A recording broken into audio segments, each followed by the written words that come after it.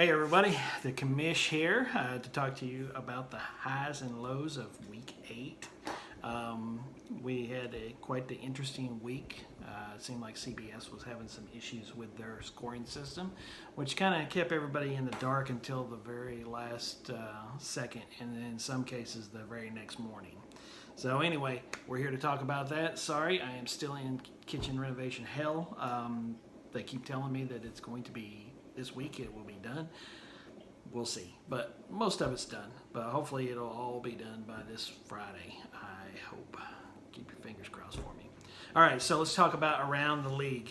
So in the NFL, so there's some big games, man. Some very exciting games. You had the Pittsburgh and Tennessee game, which came down to the last second, and of course that kicker that they got in Tennessee, he's been kind of spotty this year, and he cost us the game. We knew that it was going to happen eventually because the Titans keep those close games all year, so you knew that if it came down to kicking, it was eventually going to bite them, and it did. So now Pittsburgh is the only undefeated team, I believe.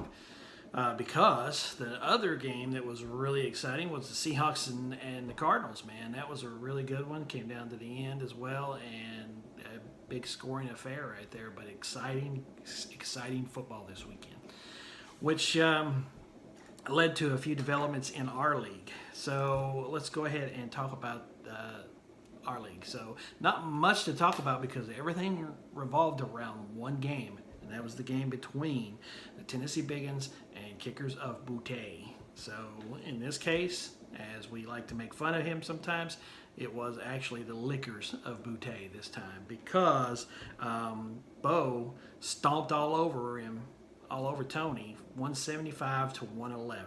So that 175 gives Bo the Big Dog Award of the week, so high score, and then simultaneously Tony is the dead-ass last recipient this week with the 111. But not only is he dead-ass last, but now he has been taken out of play in the Eliminator. So sorry about that, Tony, but all that stuff happened in that one game.